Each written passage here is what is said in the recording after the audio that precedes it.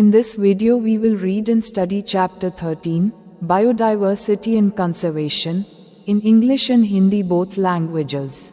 This chapter is taken from Class 12 Biology NCERT book.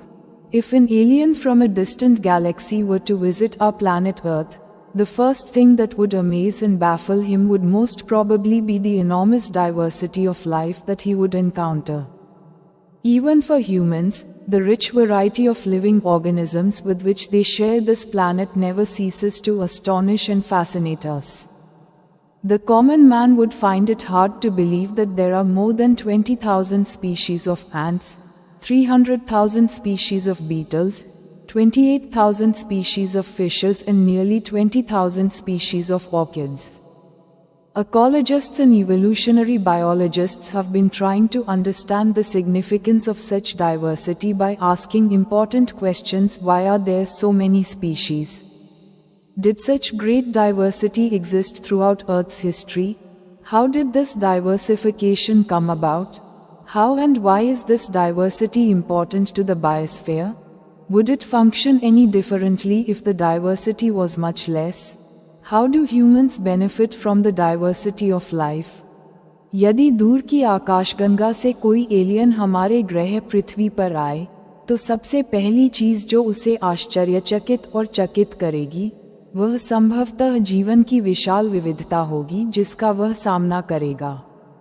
मनुष्यों के लिए भी इस ग्रह पर रहने वाले जीवों की समृद्ध विविधता हमें आश्चर्यचकित और मोहित करती रहती है। आम आदमी के लिए यह विश्वास करना मुश्किल होगा कि चींटियों की 20,000 से अधिक प्रजातियां, भरिंगों की 3 लाख प्रजातियां, मछलियों की 28,000 प्रजातियां और ऑर्किड की लगभग 20,000 प्रजातियां हैं। पारिस्थितिकीविद और विकासवादी जीव विज्ञानी महत्वपूर्ण प्रश्न पूछकर ऐसी विविधता के महत्व को समझने की कोशिश कर रहे हैं। इतनी सारी प्रजातियां क्यों हैं? क्या पृथ्वी के इतिहास में इतनी विविधता मौजूद थी? यह विविधता कैसे आई? यह विविधता जीवमंडल के लिए कैसे और क्यों महत्वपूर्ण है? यदि विविधता बहुत कम होती तो क्या यह अलग तरह से काम करती? जीवन की विविधता से मनुष्य को क्या लाभ होता है? 13.1 Biodiversity. In our biosphere, immense diversity, or heterogeneity, exists not only at the species level but at all levels of biological organization, ranging from macromolecules within cells to biomes. Biodiversity is the term popularized by the sociobiologist Edward Wilson to describe the combined diversity at all the levels of biological organization. 13.1 जैव विविधता.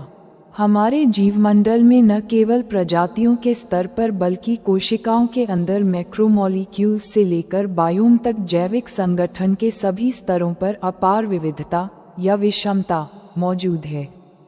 जैव विविधता शब्द को समाजविज्ञानी Edward Wilson ने जैविक संगठन के सभी स्तरों पर संयुक्त विविधता का वर्णन करने के लिए प्रचलित किया है।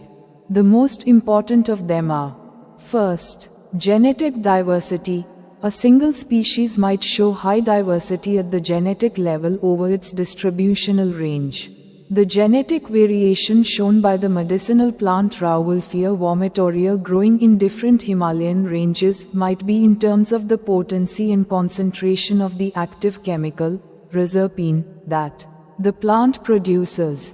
India has more than 50,000 genetically different strains of rice and 1,000 varieties of mango. Second, species diversity. The diversity at the species level, for example, the Western Ghats have a greater amphibian species diversity than the Eastern Ghats. Third, ecological diversity. At the ecosystem level, India, for instance, with its deserts, rainforests, mangroves, coral reefs, wetlands, estuaries, and alpine meadows has a greater ecosystem diversity than a Scandinavian country like Norway.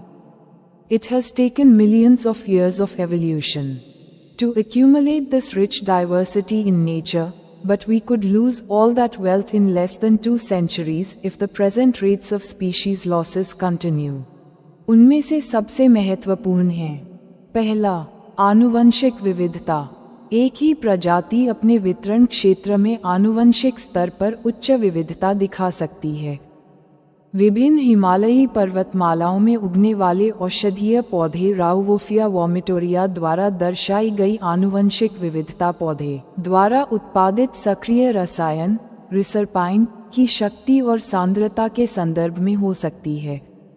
Bharat में चावल की 50,000 से अधिक आनुवंशिक रूप से भिन्न प्रजातियां और आम की 1,000 किस्में हैं। दूसरा, प्रजाति विविधता। प्रजाति स्तर पर विविधता, उदाहरण के लिए पश्चिमी घाट में पूर्वी घाट की तुलना में उभयचर प्रजातियों की विविधता अधिक है। तीसरा, पारिस्थितिकी विविधता। पारिस्थितिकी तंत्र के स्तर पर, उदाहरण के लिए भारत में रेगिस्तान, वर्षा वन, मैंग्रोव, प्रवाल भित्तियां, आर्द्र भूमि, मुहाना और अल्पाइन घास के मैदान हैं, जिनमें नॉर्वे जैसे स्कैंडिनेवियाई देश की तुलना में अधिक पारिस्थितिकी तंत्र विविधता है।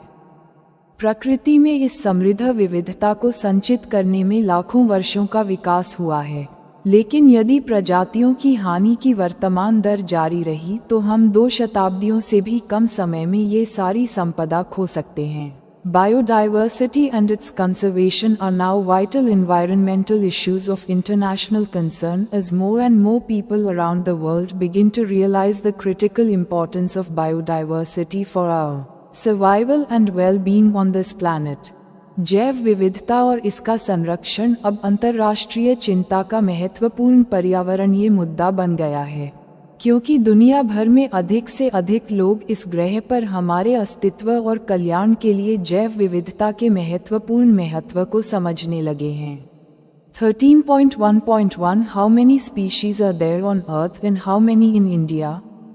Since there are published records of all the species discovered and named, we know how many species in all have been recorded so far, but it is not easy to answer the question of how many species there are on Earth. According to the International Union for Conservation of Nature and Natural Resources, IUCN, 2004, the total number of plant and animal species described so far is slightly more than 1.5 million. But we have no clear idea of how many species are yet to be discovered and described. Estimates vary widely and many of them are only educated guesses. For many taxonomic groups, species inventories are more complete in temperate than in tropical countries. Considering that an overwhelmingly large proportion of the species waiting to be discovered are in the tropics, biologists make a statistical comparison of the temperate tropical species richness of an exhaustively studied group of insects and extrapolate this ratio to other groups of animals and plants to come up with a gross estimate of the total number of species on Earth. Some extreme estimates range from 20 to 50 million, but a more conservative and scientifically sound estimate made by Robert May places the global species diversity at about 7 million. 13.1.1 पृथ्वी पर कितनी प्रजातियां हैं और भारत में कितनी? चूंकि खोजी गई और नामित सभी प्रजातियों के प्रकाशित रिकॉर्ड हैं, इसलिए हम जानते हैं कि अब तक कुल कितनी प्रजातियां दर्ज की गई हैं। लेकिन इस सवाल का जवाब देना आसान नहीं है कि पृथ्वी पर कितनी प्रजातियां हैं। चूंकि खोजी गई और नामित सभी प्रजातियों के प्रकाशित रिकॉर्ड हैं, इसलिए हम जानते हैं कि अब तक कुल कितनी प्रजातियां दर्ज की गई हैं। लेकिन इस सवाल का जवाब देना आसान नहीं है कि पृथ्वी पर कितनी प्रजातियां हैं। प्रकृति और प्राकृतिक संसाधनों के संरक्षण के लिए अंतर्राष्ट्रीय संघ IUCN 2004 के अनुसार अब तक वर्णित पौधों और जानवरों की प्रजातियों की कुल संख्या 1.5 मिलियन से थोड़ी अधिक है। लेकिन हमें इस बात का कोई स्पष्ट विचार नहीं है कि अभी कितनी प्रजातियों की खोज और वर्णन किया जाना बाकी है। अनुमान व्यापक रूप से भिन्न होते हैं और उनमें से कई केवल शिक्षित अनुमान हैं। कई वर्गीकरण समूहों के लिए उष्णकटिबंधीय देशों की तुलना में समशीतोष्ण में प्रजातियों की सूची अधिक पूर्ण है।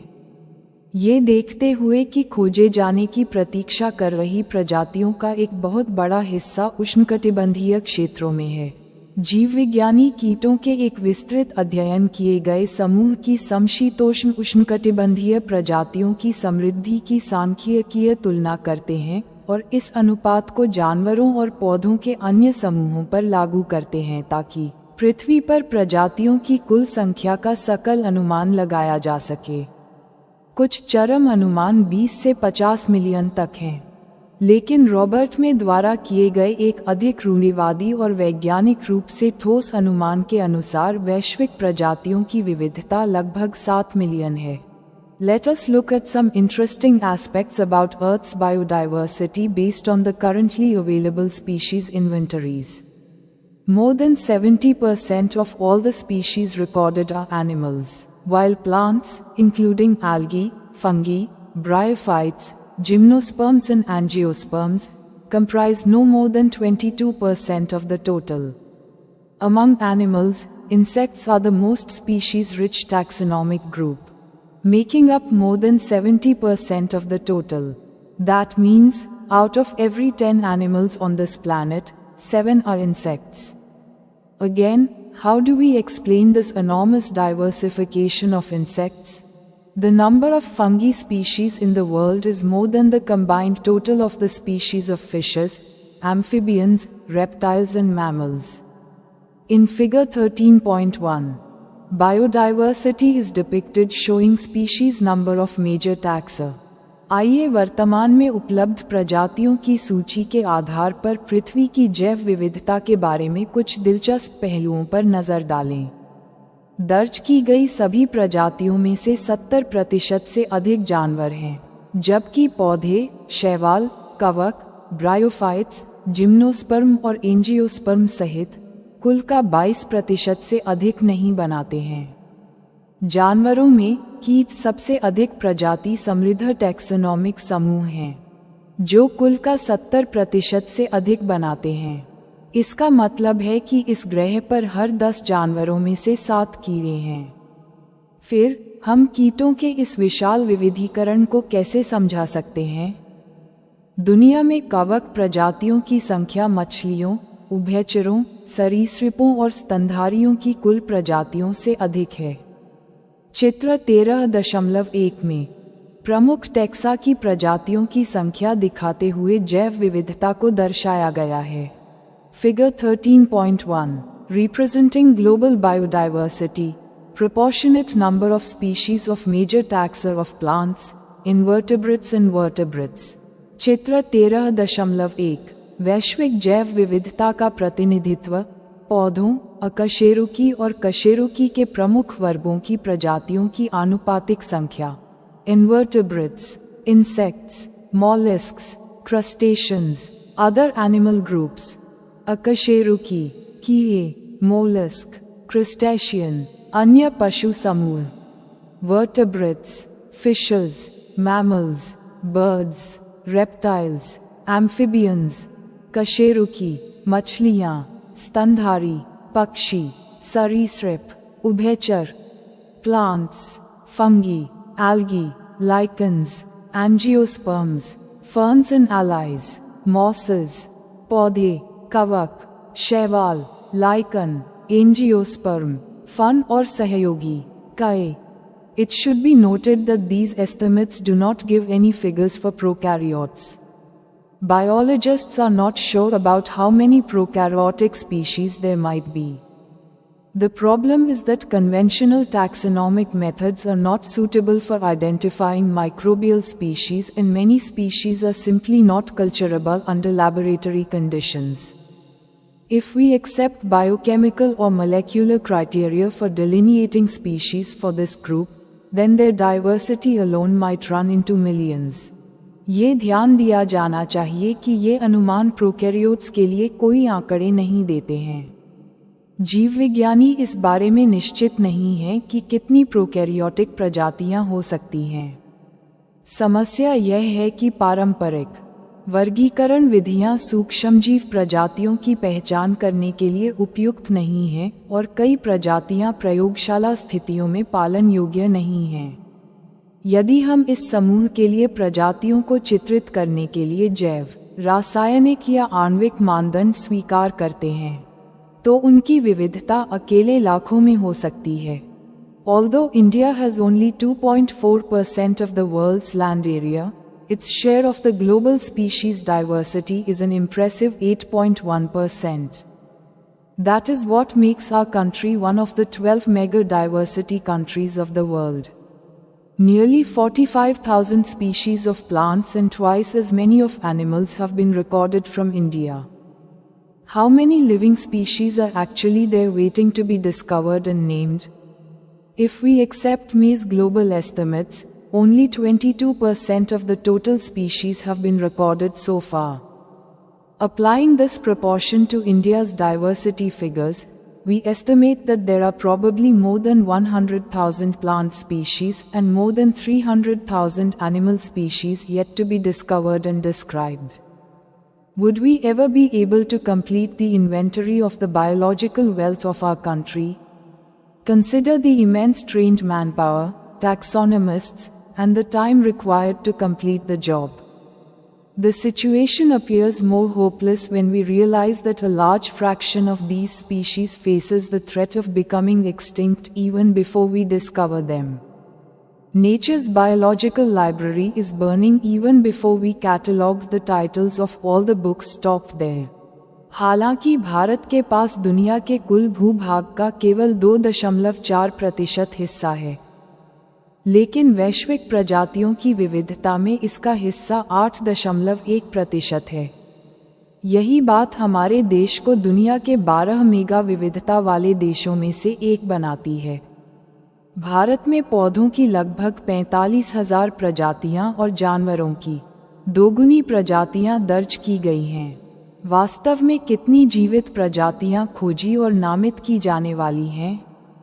यदि हम मई के वैश्विक अनुमानों को स्वीकार करते हैं, तो अब तक कुल प्रजातियों में से केवल 22% ही दर्ज की गई हैं। भारत की विविधता के आंकड़ों पर इस अनुपात को लागू करते हुए हम अनुमान लगाते हैं कि संभवतः 1 लाख से अधिक पौधों की प्रजातियां और 3 लाख से अधिक जानवरों की प्रजातियां अभी भी खोजी और वर्णित की जानी हैं। क्या हम कभी अपने देश की जैविक संपदा की सूची पूरी कर पाएंगे? इस काम को पूरा करने के लिए प्रशिक्षित विशाल जनशक्ति, वर्गीकरण विशेषज्ञों और आवश्यक समय पर विचार करें। स्थिति तब और भी निराशाजनक लगती है जब हम महसूस करते हैं कि इन प्रजातियों का एक बड़ा हिस्सा हमारे द्वारा खोजे जाने से पहले ही विलुप्त होने के खतरे का सामना कर रहा है। प्रकृति की जैविक लाइब्रेरी तब भी जल रही है जब हमने वहां रखी सभी पुस्तकों के शीर्षक सूचीबद्ध नहीं किए हैं। 13.1.2 Patterns of Biodiversity. First, latitudinal gradients. The diversity of plants and animals is not uniform throughout the world but shows a rather uneven distribution. For many group of animals or plants, there are interesting patterns in diversity, the most well known being the latitudinal gradient in diversity. In general, species diversity decreases as we move away from the equator towards the poles. With very few exceptions, tropics, latitudinal range of 23.5 degrees north to 23.5 degrees south, harbor more species than temperate or polar areas. Colombia, located near the equator, has nearly 1,400 species of birds, while New York at 41 degrees north has 105 species and Greenland at 71 degrees north only 56 species. India, with much of its land area in the tropical latitudes, has more than 1,200 species of birds. A forest in a tropical region like Ecuador has up to 10 times as many species of vascular plants as a forest of equal area in a temperate region like the Midwest of the USA.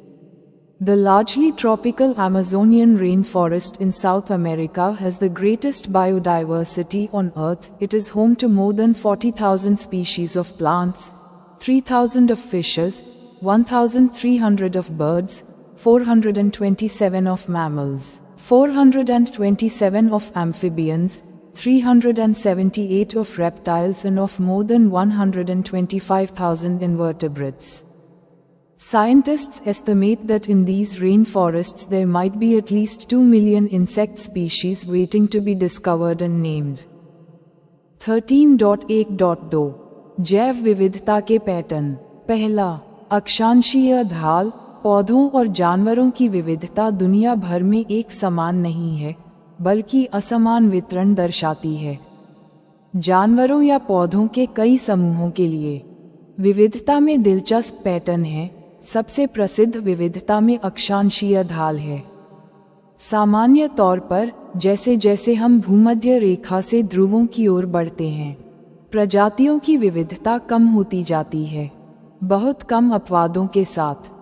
उष्णकटिबंधीय 23.5 degree उत्तर से 23.5 degree दक्षिण की अक्षांशीय सीमा समशीतोष्ण या ध्रुवीय क्षेत्रों की तुलना में अधिक प्रजातियों को आश्रय देते हैं।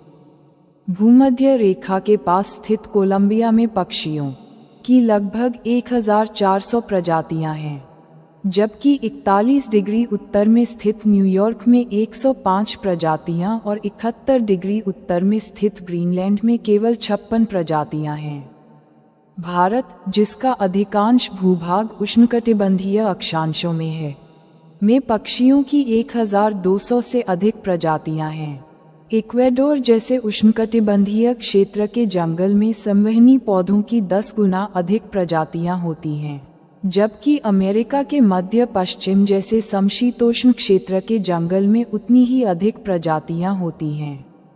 दक्षिण अमेरिका में बड़े पैमाने पर उष्णकटिबंधीय अमेज़ोनियन वर्षावन में पृथ्वी पर सबसे अधिक जैव विविधता है। ये पौधों की 40,000 से अधिक प्रजातियों, मछलियों की 3,000, पक्षियों की 1,300, स्तनधारियों की 427, उभयचरों की 427, सरीसृपों की 378 और अकशेरुकी की 1,25,000 से अधिक प्रजातियों का घर है।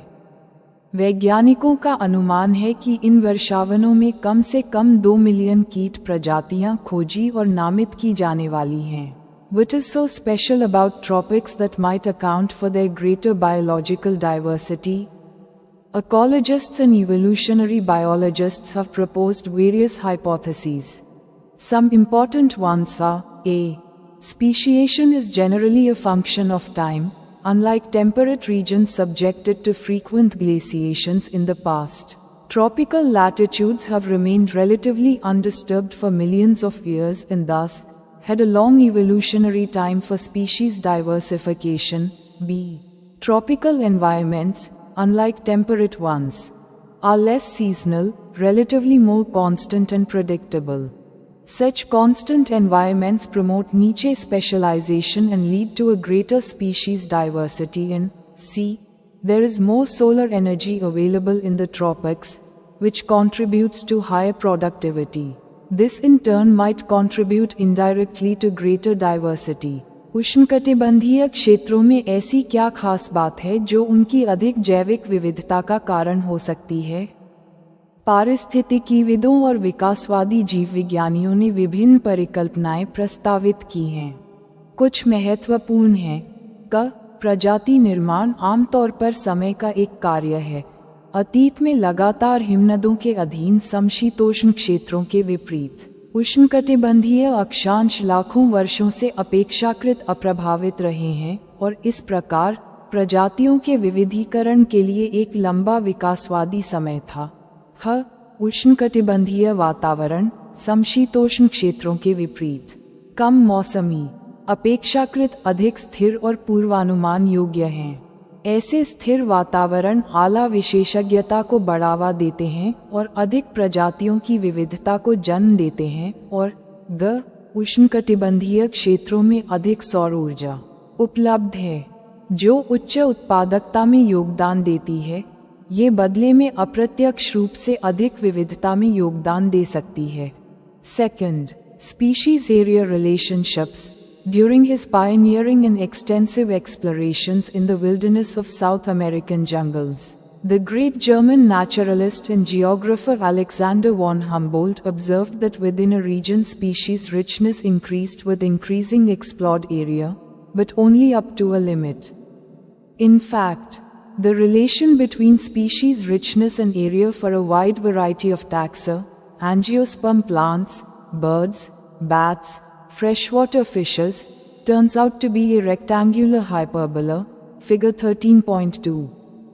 On a logarithmic scale, the relationship is a straight line described by the equation log S is equals to log C plus Z log A, where S is equals to species richness, A is equals to area, Z is equals to slope of the line, regression coefficient, and C is equals to y-intercept.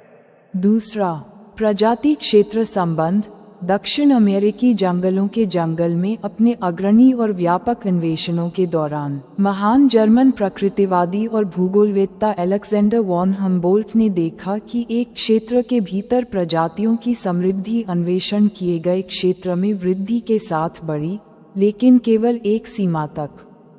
वास्तव में विभिन्न प्रकार के taxa, angiosperm पौधे, पक्षी, चमगादड़, मीठे पानी की मछलियां के लिए प्रजातियों की समृद्धि और क्षेत्र के बीच संबंध एक आयताकार हाइपरबोला चित्र 13.2 बन जाता है। लघुगणकीय पैमाने पर संबंध समीकरण द्वारा वर्णित एक सीधी रेखा है।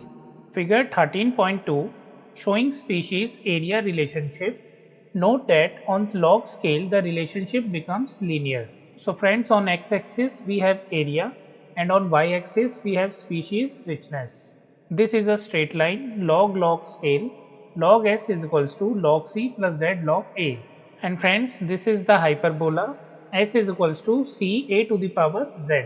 Ecologists have discovered that the value of Z lies in the range of 0.1 to 0.2, regardless of the taxonomic group or the region, whether it is the plants in Britain, birds in California or mollusks in New York State. The slopes of the regression line are amazingly similar. But if you analyze the species area relationships among very large areas like the entire continents, you will find that the slope of the line to be much steeper, Z values in the range of 0.6 to 1.2. For example, for frugivorous, fruit-eating, birds and mammals in the tropical forests of different continents, the slope is found to be 1.15. What do steeper slopes mean in this context? पारिस्थितिकीविदों ने पाया है कि Z का मान 0.1 से 0.2 की सीमा में है, चाहे वर्गीकरण समूह या क्षेत्र कुछ भी हो, चाहे वह ब्रिटेन में पौधे हों, कैलिफोर्निया में पक्षी हों या न्यूयॉर्क राज्य में मोलस्क हों, प्रतिगमन रेखा की ढलानें आश्चर्यजनक रूप से समान हैं। लेकिन यदि आप पूरे महाद्वीपों जैसे बहुत बड़े क्षेत्रों के बीच प्रजाति क्षेत्र संबंधों का विश्लेषण करते हैं, तो आप पाएंगे कि रेखा की ढलान बहुत अधिक खड़ी है। Z मान 0.6 से 1.2 की सीमा में है। उदाहरण के लिए, विभिन्न महाद्वीपों के उष्णकटिबंधीय जंगलों में फल खाने वाले पक्षियों और स्तनधारियों के लिए ढलान 1.15 पाया जाता है। इस संदर्भ में खड़ी ढलानों का क्या मतलब है? 13.1.3 The importance of species diversity to the ecosystem. Does the number of species in a community really matter to the functioning of the ecosystem? This is a question for which ecologists have not been able to give a definitive answer. For many decades, ecologists believed that communities with more species, generally, tend to be more stable than those with less species. 13.1.3 पारिस्थितिकी तंत्र के लिए प्रजातियों की विविधता का महत्व। क्या किसी समुदाय में प्रजातियों की संख्या वास्तव में पारिस्थितिकी तंत्र के कामकाज के लिए मायने रखती है? यह एक ऐसा सवाल है जिसका पारिस्थितिकीविद कोई निश्चित उत्तर नहीं दे पाए हैं। कई दशकों से पारिस्थितिकीविद मानते रहे हैं कि आमतौर पर ज्यादा प्रजातियों वाले समुदाय कम प्रजातियों वाले समुदायों की तुलना में ज्यादा स्थिर होते हैं। What exactly is stability for a biological community? A stable community should not show too much variation in productivity from year to year. It must be either resistant or resilient to occasional disturbances, natural or man-made, and it must also be resistant to invasions by alien species. We don't know how these attributes are linked to species richness in a community, but David Tillman's long-term ecosystem experiments using outdoor plots provide some tentative answers. Tillman found that plots with more species showed less year-to-year variation in total biomass. He also showed that in his experiments, increased diversity contributed to higher productivity. Although we may not understand completely how species richness contributes to the well-being of an ecosystem, we know enough to realize that rich biodiversity is not only essential for ecosystem health but imperative for the very survival of the human race on this planet. At a time when we are losing species at an alarming pace, one might ask, does it really matter to us if a few species become extinct? Would Western Ghats ecosystems be less functional if one of its tree frog species is lost forever? How is our quality of life affected if, say, instead of 20,000 we have only 15,000 species of ants on Earth? जैविक समुदाय के लिए स्थिरता वास्तव में क्या है? एक स्थिर समुदाय को उत्पादकता में साल दर साल बहुत अधिक भिन्नता नहीं दिखानी चाहिए। इसे कभी कभार होने वाली गड़बड़ियों, प्राकृतिक या मानव निर्मित, के प्रति प्रतिरोधी या लचीला होना चाहिए, और इसे विदेशी प्रजातियों के आक्रमणों के प्रति भी प्रतिरोधी होना चाहिए। हम नहीं जानते कि ये विशेषताएं किसी समुदाय में प्रजातियों की समृद्धि से कैसे जुड़ी हैं, लेकिन डेविड टिलमैन के बाहरी भूखंडों का उपयोग करके किए गए दीर्घकालिक पारिस्थितिकी तंत्र प्रयोग कुछ अस्थायी उत्तर प्रदान करते हैं। टिलमैन ने पाया कि अधिक प्रजातियों वाले भूखंडों में कुल बायोमास में साल दर साल कम भिन्नता दिखाई दी। उन्होंने ये भी दिखाया कि उनके प्रयोगों में बढ़ी हुई विविधता ने उच्च उत्पादकता में योगदान दिया। हालांकि हम पूरी तरह से नहीं समझ सकते हैं कि प्रजातियों की समृद्धि पारिस्थितिकी तंत्र की भलाई में कैसे योगदान देती है। हम ये समझने के लिए पर्याप्त जानते हैं कि समृद्ध जैव विविधता न केवल पारिस्थितिकी तंत्र के स्वास्थ्य के लिए आवश्यक है, बल्कि इस ग्रह पर मानव जाति के अस्तित्व के लिए भी अनिवार्य है। ऐसे समय में जब हम खतरनाक गति से प्रजातियों को खो रहे हैं, कोई पूछ सकता है, क्या ये वास्तव में हमारे लिए मायने रखता है कि कुछ प्रजातियां विलुप्त हो जाती हैं? क्या पश्चिमी घाट के पारिस्थितिकी तंत्र कम कार्यात्मक होंगे यदि इसके पेड़ मेढक की एक प्रजाति हमेशा के लिए खो जाती है? अगर, मान लीजिए, पृथ्वी पर 20,000 के बजाय चींटियों की केवल 15,000 प्रजातियां हैं, तो हमारे जीवन की गुणवत्ता कैसे प्रभावित होगी? There are no direct answers to such naive questions, but we can develop a proper perspective through an analogy, the rivet pauper hypothesis, used by Stanford ecologist Paul Ehrlich. In an airplane ecosystem, all parts are joined together using thousands of rivets, species. If every passenger traveling in it starts popping the rivet to take home, causing a species to become extinct, it may not affect flight safety, proper functioning of the ecosystem, initially. But as more and more rivets are removed, the plane becomes dangerously weak over a period of time.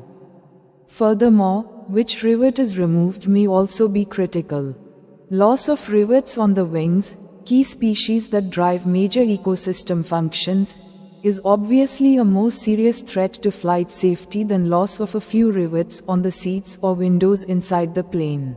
ऐसे सरल प्रश्नों के कोई सीधे उत्तर नहीं हैं, लेकिन हम स्टैनफोर्ड पारिस्थितिकीविद पॉल एरलिच द्वारा प्रयुक्त एक सादृश्य, रिवेट पॉपर परिकल्पना, के माध्यम से एक उचित परिप्रेक्ष्य विकसित कर सकते हैं। एक हवाई जहाज पारिस्थितिकी तंत्र में सभी भागों को हजारों कील प्रजातियों का उपयोग करके एक साथ जोड़ा जाता है।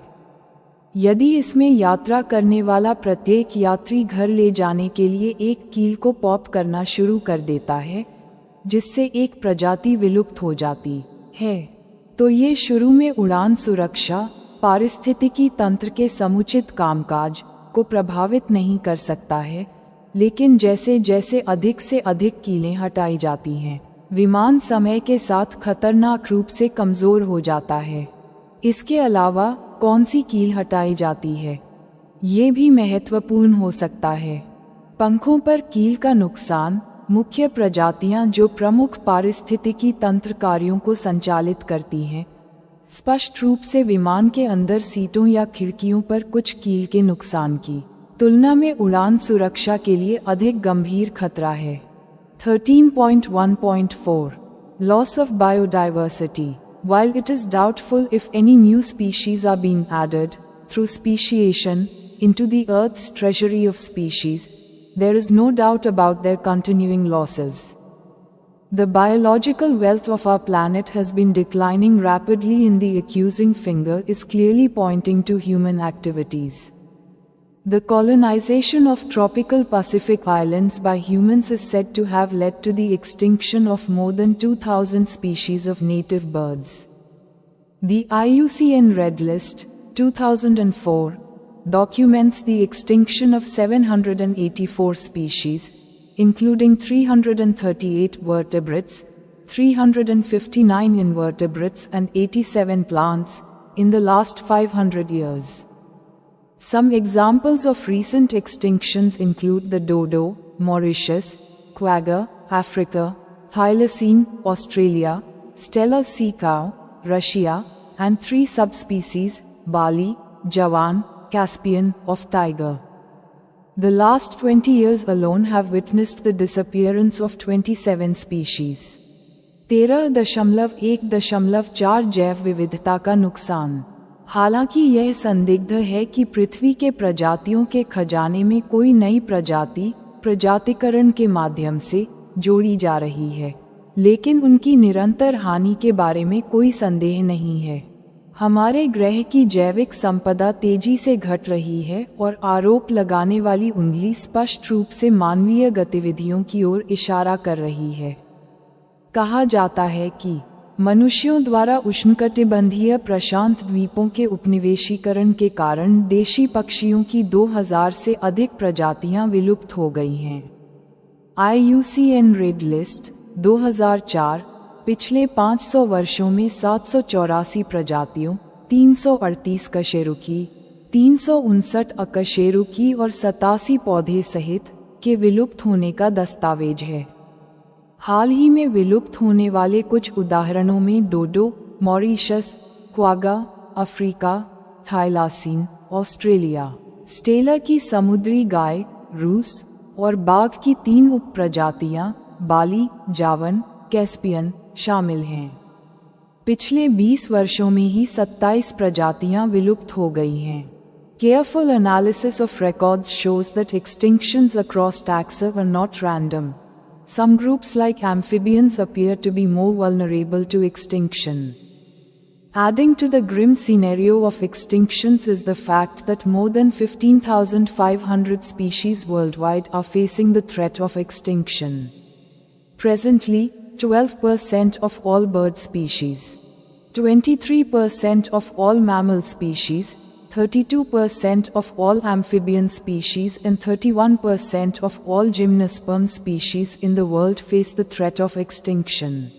From a study of the history of life on Earth through fossil records, we learn that large-scale loss of species like the one we are currently witnessing have also happened earlier, even before humans appeared on the scene.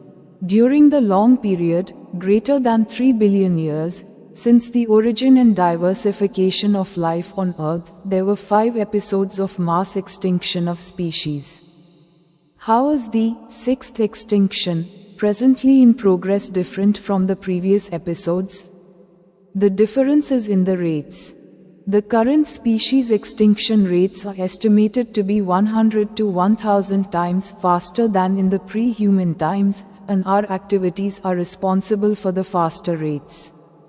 Ecologists warn that if the present trends continue, nearly half of all the species on Earth might be wiped out within the next 100 years. अभिलेखों के सावधानीपूर्वक विश्लेषण से पता चलता है कि विभिन्न प्रजातियों का विलुप्त होना यादृच्छिक नहीं है।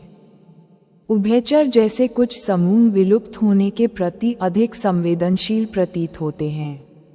विलुप्त होने के भयावह परिदृश्य में ये तथ्य भी शामिल है कि दुनिया भर में 15,500 से अधिक प्रजातियां विलुप्त होने के खतरे का सामना कर रही हैं। वर्तमान में दुनिया भर में सभी पक्षी प्रजातियों में से 12%, सभी स्तनपायी प्रजातियों में से 23%, सभी उभयचर प्रजातियों में से 32% और सभी जिम्नोस्पर्म प्रजातियों में से 31% विलुप्त होने के खतरे का सामना कर रही हैं।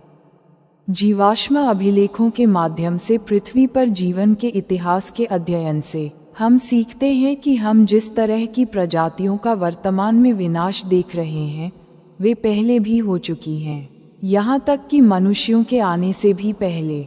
पृथ्वी पर जीवन की उत्पत्ति और विविधता के बाद से लंबी अवधि ग्रेटर देन 3 बिलियन वर्ष के दौरान प्रजातियों के सामूहिक विलुप्त होने के 5 प्रकरण हुए हैं। वर्तमान में चल रहा छठा विलुप्त होना पिछले प्रकरणों से किस प्रकार भिन्न है?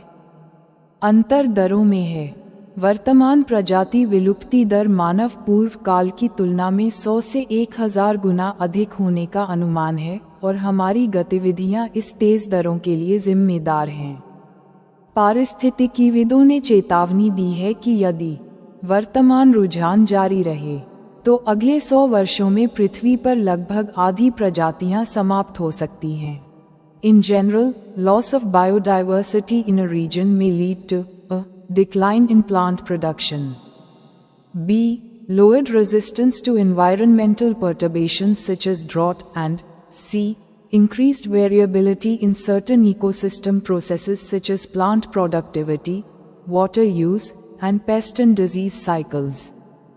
Causes of biodiversity losses. The accelerated rates of species extinctions that the world is facing now are largely due to human activities. There are 4 major causes. The evil quartet is the sobriquet used to describe them. First, habitat loss and fragmentation. This is the most important cause driving animals and plants to extinction. The most dramatic examples of habitat loss come from tropical rainforests. Once covering more than 14% of the Earth's land surface, these rainforests now cover no more than 6%. They are being destroyed fast. By the time you finish reading this chapter, 1,000 more hectares of rainforest would have been lost. The Amazon rainforest, it is so huge that it is called the lungs of the planet, harboring probably millions of species, is being cut and cleared for cultivating soya beans or for conversion to grasslands for raising beef cattle.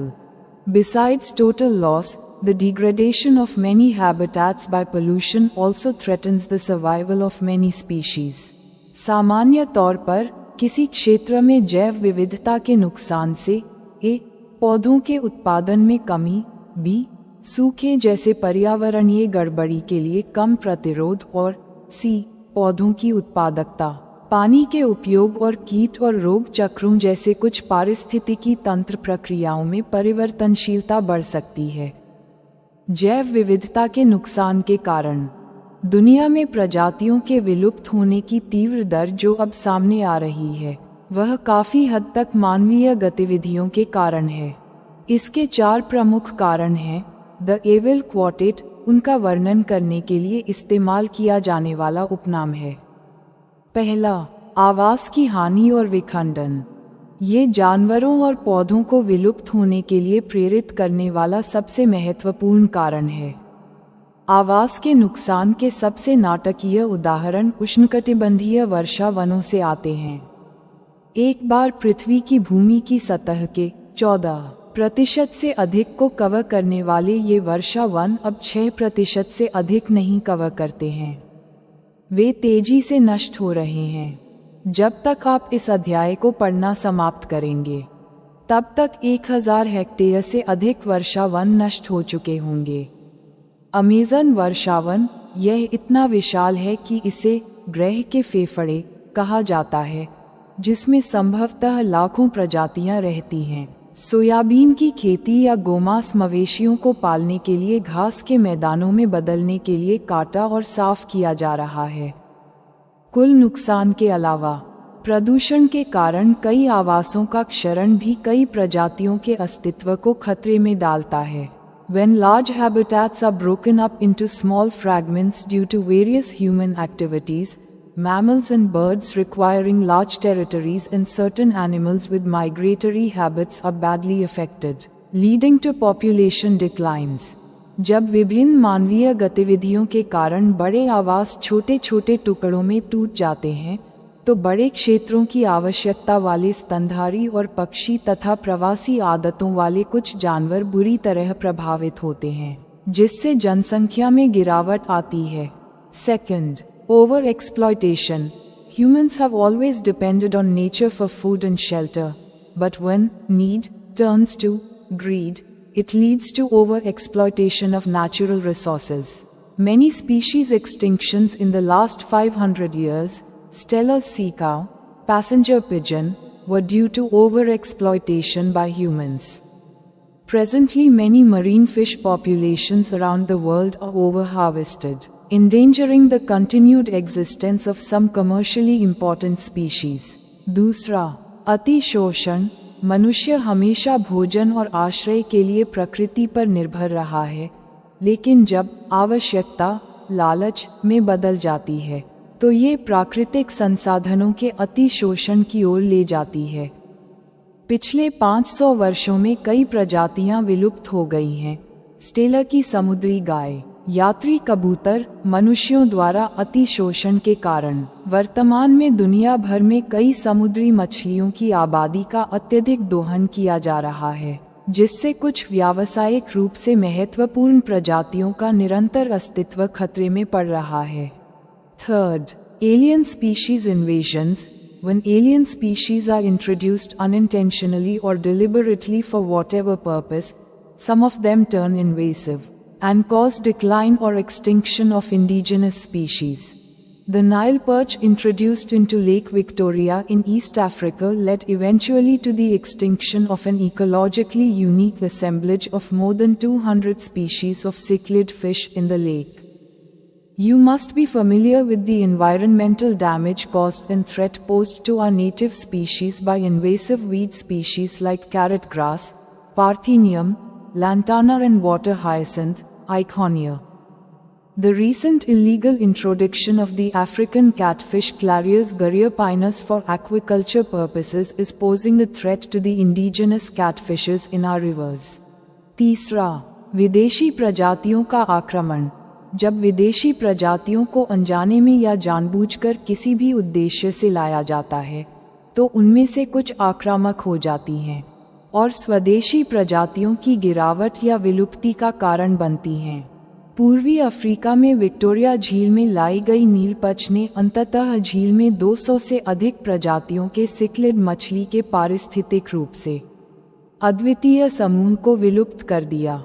आपको गाजर घास, parthenium, lantana और जलकुंभी, ईचोर्निया जैसी आक्रामक खरपतवार प्रजातियों द्वारा हमारे मूल प्रजातियों को होने वाले पर्यावरणीय नुकसान और खतरे से परिचित होना चाहिए।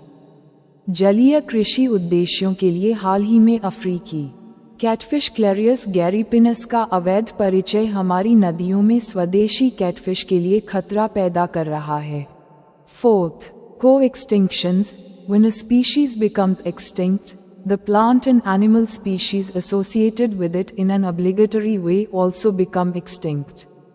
When a host fish species becomes extinct, its unique assemblage of parasites also meets the same fate.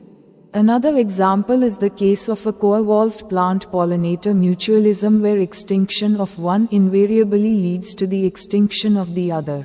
चौथा, सह विलुप्ति। जब कोई प्रजाति विलुप्त हो जाती है, तो अनिवार्य रूप से उससे जुड़ी वनस्पति और पशु प्रजातियां भी विलुप्त हो जाती हैं। जब कोई मेज़बान मछली प्रजाति विलुप्त हो जाती है, तो परजीवियों का उसका अनूठा समूह भी उसी भाग्य को प्राप्त करता है।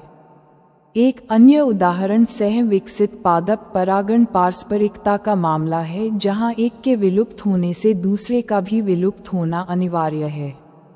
13.2 Biodiversity Conservation 13.2.1 Why should we conserve biodiversity? There are many reasons, some obvious and others not so obvious, but all equally important. They can be grouped into three categories: narrowly utilitarian, broadly utilitarian, and ethical. The narrowly utilitarian arguments for conserving biodiversity are obvious. Humans derive countless direct economic benefits from nature: food, cereals, pulses, fruits, firewood, fiber, construction material, industrial products, tannins, lubricants, dyes, resins, perfumes, and products of medicinal importance. More than 25% of the drugs currently sold in the market worldwide are derived from plants, and 25,000 species of plants contribute to the traditional medicines used by native peoples around the world. Nobody knows how many more medicinally useful plants there are in tropical rainforests waiting to be explored. With increasing resources put into bioprospecting, exploring molecular, genetic and species-level diversity for products of economic importance, nations endowed with rich biodiversity can expect to reap enormous benefits.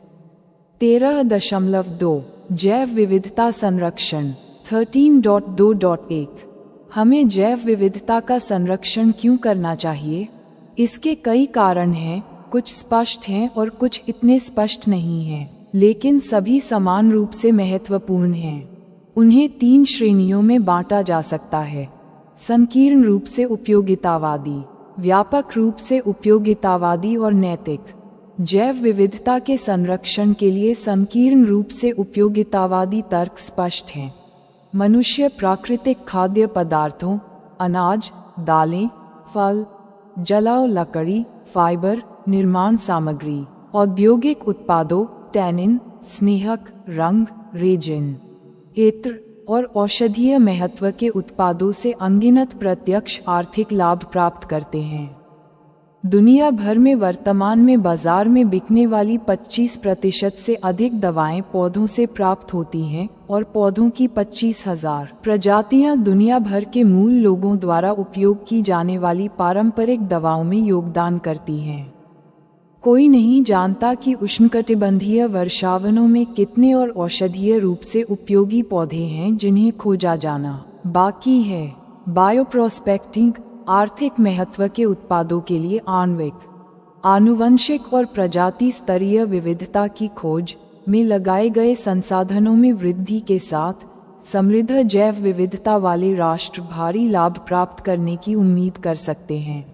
The broadly utilitarian argument says that biodiversity plays a major role in many ecosystem services that nature provides.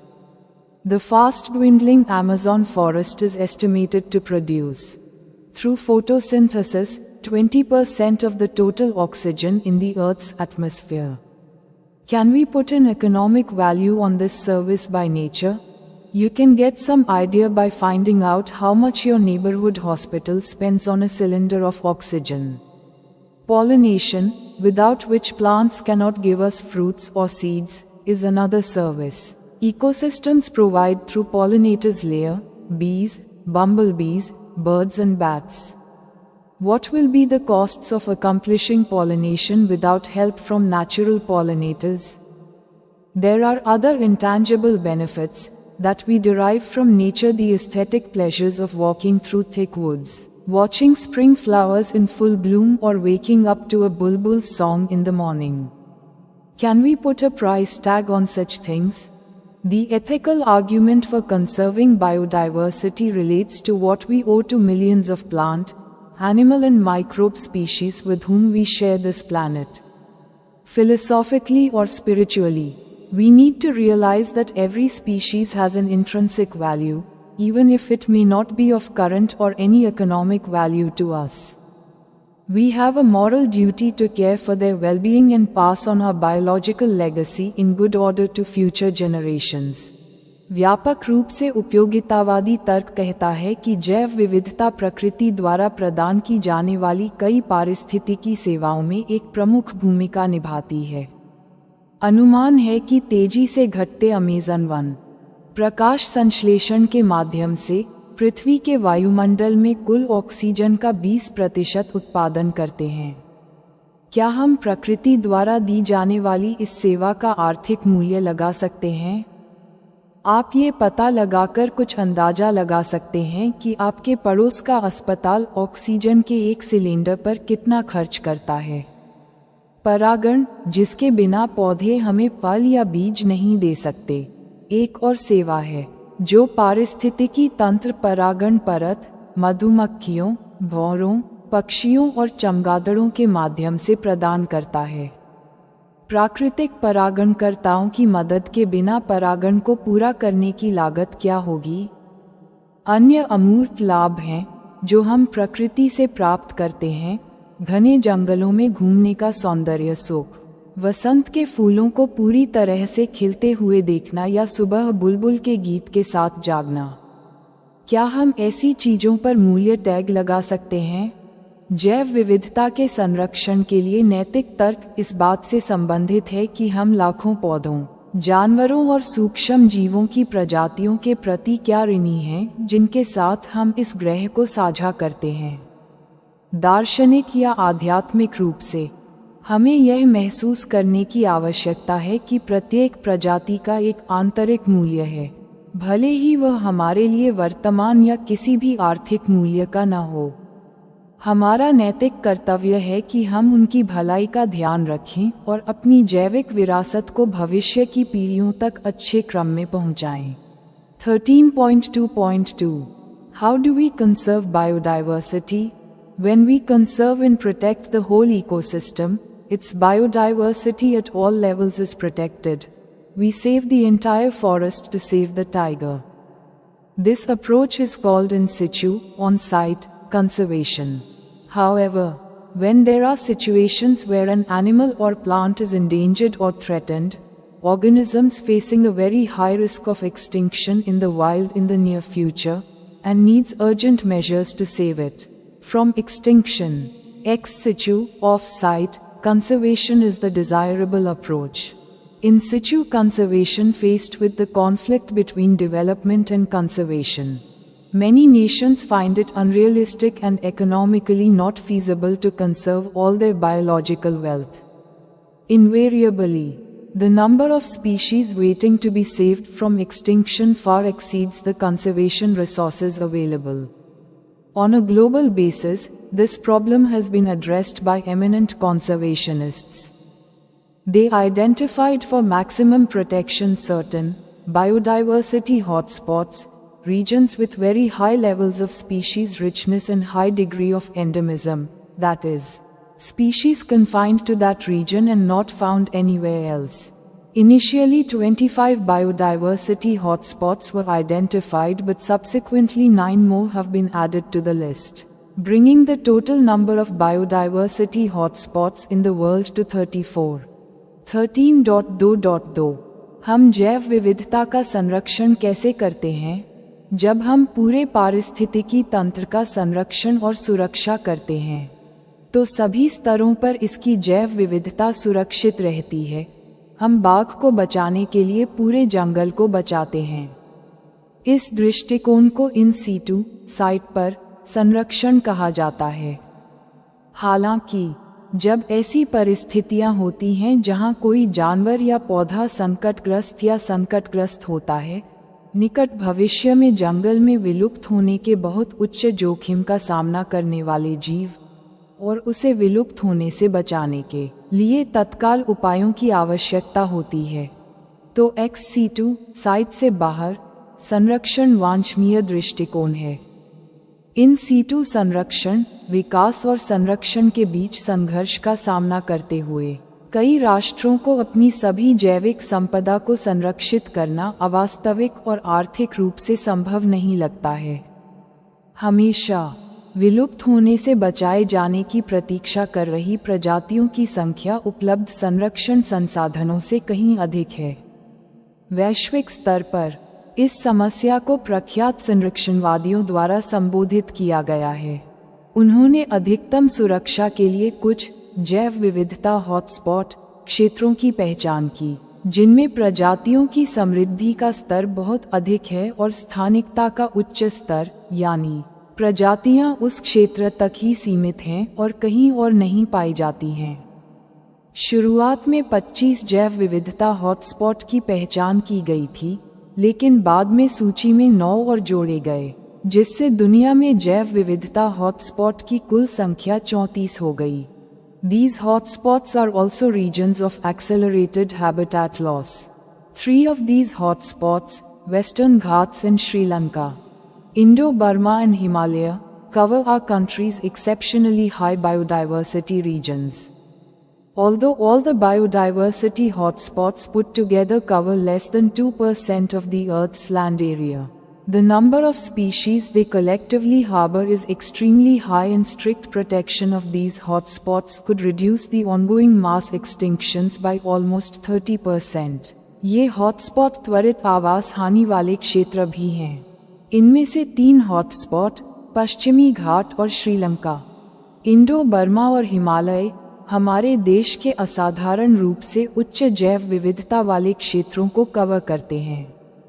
हालांकि सभी जैव विविधता वाले hotspot मिलकर पृथ्वी के भूमि क्षेत्र के 2% से भी कम क्षेत्र को कवर करते हैं, लेकिन सामूहिक रूप से उनमें मौजूद प्रजातियों की संख्या बहुत अधिक है और इन हॉटस्पॉट की सख्त सुरक्षा से चल रहे सामूहिक विलुप्तीकरण को लगभग 30% तक कम किया जा सकता है। In India, ecologically unique and biodiversity rich regions are legally protected as biosphere reserves, national parks and sanctuaries. India now has 14 biosphere reserves, 90 national parks and 448 wildlife sanctuaries. India has also a history of religious and cultural traditions that emphasized protection of nature. In many cultures, tracts of forest were set aside, and all the trees and wildlife within were venerated and given total protection. Such sacred groves are found in Khasi and Jaintia Hills in Meghalaya, Aravalli Hills of Rajasthan, Western Ghat regions of Karnataka and Maharashtra, and the Sarguja, Chanda and Bastar areas of Madhya Pradesh. In Meghalaya, the sacred groves are the last refuges for a large number of rare and threatened plants. Ex situ conservation in this approach. Threatened animals and plants are taken out from their natural habitat and placed in special setting where they can be protected and given special care. Zoological parks, botanical gardens and wildlife safari parks serve this purpose. There are many animals that have become extinct in the wild but continue to be maintained in zoological parks. In recent years, ex situ conservation has advanced beyond keeping threatened species in enclosures. Bharat में पारिस्थितिकी रूप से अद्वितीय और जैव विविधता से समृद्ध क्षेत्रों को बायोस्फीयर रिजर्व, राष्ट्रीय उद्यान और अभयारण्यों के रूप में कानूनी रूप से संरक्षित किया जाता है। भारत में अब 14 बायोस्फीयर रिजर्व, 90 राष्ट्रीय उद्यान और 448 वन्यजीव अभयारण्य हैं। भारत में धार्मिक और सांस्कृतिक परंपराओं का इतिहास भी है, जो प्रकृति के संरक्षण पर जोर देती हैं। कई संस्कृतियों में जंगल के इलाकों को अलग रखा गया था और उनमें सभी पेड़ों और वन्यजीवों का सम्मान किया जाता था और उन्हें पूर्ण सुरक्षा दी जाती थी। ऐसे पवित्र उपवन मेघालय में खासी और जैंतिया पहाड़ियों, राजस्थान की अरावली पहाड़ियों, कर्नाटक और महाराष्ट्र के पश्चिमी घाट क्षेत्रों और मध्य प्रदेश के सरगुजा, चांदा और बस्तर क्षेत्रों में पाए जाते हैं। मेघालय में पवित्र उपवन बड़ी संख्या में दुर्लभ और संकटग्रस्त पौधों के लिए अंतिम शरण स्थली हैं। एक्स सिटू संरक्षण इस दृष्टिकोण में संकटग्रस्त जानवरों और पौधों को उनके प्राकृतिक आवास से बाहर निकाला जाता है और विशेष सेटिंग में रखा जाता है, जहां उन्हें संरक्षित किया जा सकता है और विशेष देखभाल दी जा सकती है। प्राणी उद्यान, वनस्पति उद्यान और वन्यजीव सफारी पार्क इस उद्देश्य की पूर्ति करते हैं। ऐसे कई जानवर हैं जो जंगल में विलुप्त हो चुके हैं, लेकिन प्राणी उद्यानों में उनका पालन पोषण जारी है।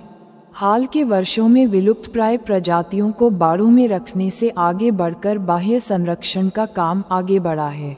Now gametes of threatened species can be preserved in viable and fertile condition for long periods using cryopreservation techniques. Eggs can be fertilized in vitro, and plants can be propagated using tissue culture methods. Seeds of different genetic strains of commercially important plants can be kept for long periods in seed banks. Biodiversity knows no political boundaries and its conservation is therefore a collective responsibility of all nations. The historic Convention on Biological Diversity, the Earth Summit, held in Rio de Janeiro in 1992, called upon all nations to take appropriate measures for conservation of biodiversity and sustainable utilization of its benefits. In a follow-up, the World Summit on Sustainable Development held in 2002 in Johannesburg, South Africa, 190 countries pledged their commitment to achieve by 2010 a significant reduction in the current rate of biodiversity loss at global, regional and local levels. अब संकटग्रस्त प्रजातियों के युग्मकों को cryopreservation तकनीक का उपयोग करके लंबे समय तक व्यवहार्य और उपजाऊ स्थिति में संरक्षित किया जा सकता है। अंडों को इन विट्रो में निषेचित किया जा सकता है और ऊतक संवर्धन विधियों का उपयोग करके पौधों का प्रसार किया जा सकता है। वाणिज्यिक रूप से महत्वपूर्ण पौधों के विभिन्न आनुवंशिक उपभेदों के बीजों को बीज बैंकों में लंबे समय तक रखा जा सकता है।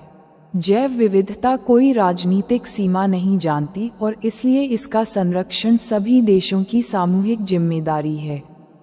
1992 में रियो डी जेनेरियो में आयोजित ऐतिहासिक जैव विविधता सम्मेलन, पृथ्वी शिखर सम्मेलन, ने सभी देशों से जैव विविधता के संरक्षण और इसके लाभों के सतत उपयोग के लिए उचित उपाय करने का आह्वान किया। इसके बाद 2002 में दक्षिण अफ्रीका के जोहान्सबर्ग में आयोजित सतत विकास पर विश्व शिखर सम्मेलन में 190 देशों ने वैश्विक, क्षेत्रीय और स्थानीय स्तरों पर जैव विविधता हानि की वर्तमान दर में 2010 तक उल्लेखनीय कमी लाने की अपनी प्रतिबद्धता जताई। Summary: Since life originated on Earth nearly 3.8 billion years ago, there had been enormous diversification of life forms on Earth. Biodiversity refers to the sum total of diversity that exists at all levels of biological organization. Of particular importance is the diversity at genetic, species and ecosystem levels, and conservation efforts aimed at protecting diversity at all these levels. सारांश: जब से पृथ्वी पर जीवन की उत्पत्ति लगभग 3.8 billion वर्ष पहले हुई है, तब से पृथ्वी पर जीवन रूपों में बहुत अधिक विविधता आई है। जैव विविधता से तात्पर्य विविधता के उस योग से है जो जैविक संगठन के सभी स्तरों पर मौजूद है। आनुवंशिक, प्रजाति और पारिस्थितिकी तंत्र के स्तर पर विविधता का विशेष महत्व है और संरक्षण प्रयासों का उद्देश्य इन सभी स्तरों पर विविधता की रक्षा करना है। More than 1.5 million species have been recorded in the world, but there might still be nearly 6 million species on Earth waiting to be discovered and named. Of the named species, greater than 70% are animals, of which 70% are insects. The group fungi has more species than all the vertebrate species combined. India, with about 45,000 species of plants and twice as many species of animals, is one of the 12 mega diversity countries of the world. दुनिया में 1.5 million से ज़्यादा प्रजातियां दर्ज की गई हैं, लेकिन अभी भी धरती पर लगभग 6 मिलियन प्रजातियां ऐसी हैं जिन्हें खोजा जाना और नाम दिया जाना बाकी है। नामित प्रजातियों में से 70% से ज़्यादा जानवर हैं, जिनमें से 70% कीड़े हैं। कवक समूह में सभी कशेरुकी प्रजातियों की तुलना में ज़्यादा प्रजातियां हैं। भारत, जिसमें पौधों की लगभग 45,000 प्रजातियां और जानवरों की दोगुनी प्रजातियां हैं, दुनिया के 12 सबसे विविधता वाले देशों में से एक है। Species diversity on Earth is not uniformly distributed but shows interesting patterns. It is generally highest in the tropics and decreases towards the poles. Important explanations for the species richness of the tropics are: tropics had more evolutionary time, they provide a relatively constant environment, and they receive more solar energy which contributes to greater productivity. Species richness is also function of the area of a region. The species-area relationship is generally a rectangular hyperbolic function.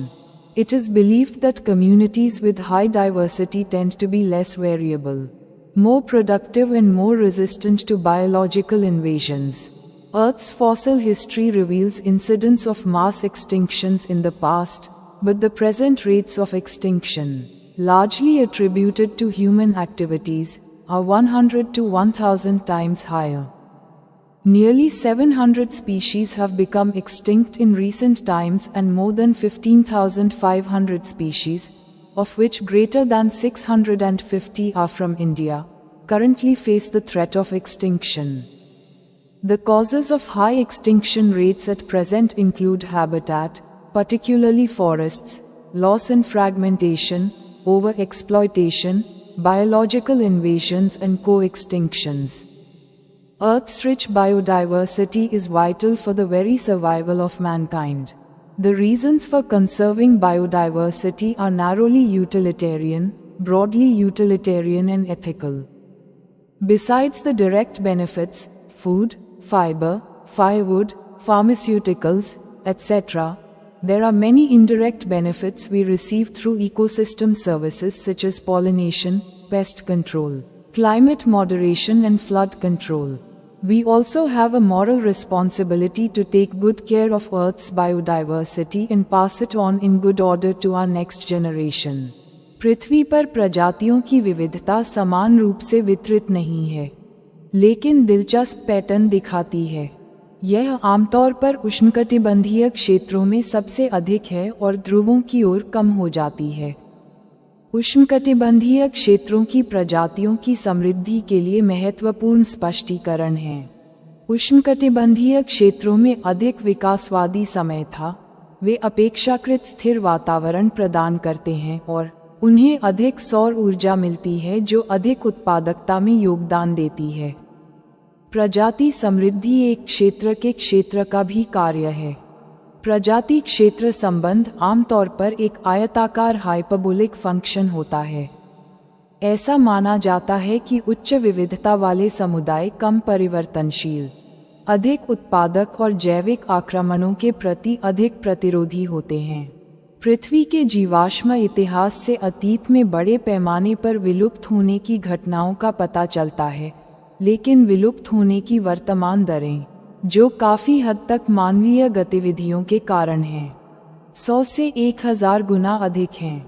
हाल के दिनों में लगभग 700 प्रजातियां विलुप्त हो गई हैं और 15,500 से अधिक प्रजातियां, जिनमें से 650 से अधिक भारत से हैं, वर्तमान में विलुप्त होने के खतरे का सामना कर रही हैं।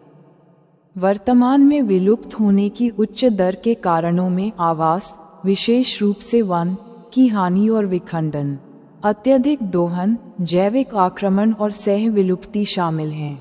पृथ्वी की समृद्ध जैव विविधता मानव जाति के अस्तित्व के लिए महत्वपूर्ण है।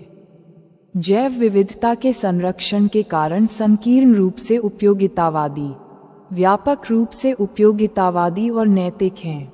प्रत्यक्ष लाभों, भोजन, फाइबर, जलाव, लकड़ी, दवाइयाँ इत्यादि के अलावा हमें परागण, कीट नियंत्रण, जलवायु संयम और बाढ़ नियंत्रण जैसी पारिस्थितिकी तंत्र सेवाओं के माध्यम से कई अप्रत्यक्ष लाभ मिलते हैं। पृथ्वी की जैव विविधता की अच्छी देखभाल करना और इसे अपनी अगली पीढ़ी को अच्छे क्रम में सौंपना भी हमारी नैतिक जिम्मेदारी है। Biodiversity conservation may be in situ as well as ex situ. In situ conservation, the endangered species are protected in their natural habitat so that the entire ecosystem is protected. Recently, 34 feet biodiversity hotspots in the world have been proposed for intensive conservation efforts. Of these, 3, Western Ghats Sri Lanka, Himalaya and Indo-Burma, cover India's rich biodiversity regions. Our country's in situ conservation efforts are reflected in its 14 biosphere reserves, 90 national parks, greater than 450 wildlife sanctuaries and many sacred groves. Ex situ conservation methods include protective maintenance of threatened species in zoological parks and botanical gardens, in vitro fertilization, tissue culture propagation and cryopreservation of gametes. जैव विविधता संरक्षण in situ के साथ साथ ex situ भी हो सकता है। इन सीटू संरक्षण में लुप्तप्राय प्रजातियों को उनके प्राकृतिक आवास में संरक्षित किया जाता है ताकि संपूर्ण पारिस्थितिकी तंत्र सुरक्षित रहे। हाल ही में गहन संरक्षण प्रयासों के लिए दुनिया में 34 जैव विविधता हॉटस्पॉट प्रस्तावित किए गए हैं। इनमें से 3 पश्चिमी घाट श्रीलंका, हिमालय और इंडो बर्मा भारत के समृद्ध जैव विविधता वाले क्षेत्रों को कवर करते हैं। हमारे देश के इन सीटू संरक्षण प्रयास इसके 14 बायोस्फीयर रिजर्व, 90 राष्ट्रीय उद्यान, 450 से अधिक वन्यजीव अभयारण्य और कई पवित्र उपवनों में परिलक्षित होते हैं। एक्स सीटू संरक्षण विधियों में प्राणी उद्यानों और वनस्पति उद्यानों में खतरे में पड़ी प्रजातियों का सुरक्षात्मक रखरखाव, इन विट्रो फर्टिलाइजेशन, ऊतक संवर्धन प्रसार और युग्मकों का क्रायोप्रिजर्वेशन शामिल हैं। तो दोस्तों, इसी के साथ हमारा चैप्टर यहाँ समाप्त होता है। हमने इस चैप्टर को इंग्लिश हिंदी दोनों लैंग्वेजेस में पढ़ा। आई होप आपको ये चैप्टर अच्छे से समझ आ गया होगा। इसके क्वेश्चंस हम अलग से एक सेपरेट वीडियो में करेंगे। अगर आपको वीडियो अच्छी लगे तो इसे लाइक कीजिए और अपने दोस्तों के साथ इसे शेयर कीजिए। मिलते हैं नेक्स्ट वीडियो में। वीडियो देखने के लिए आपका धन्यवाद।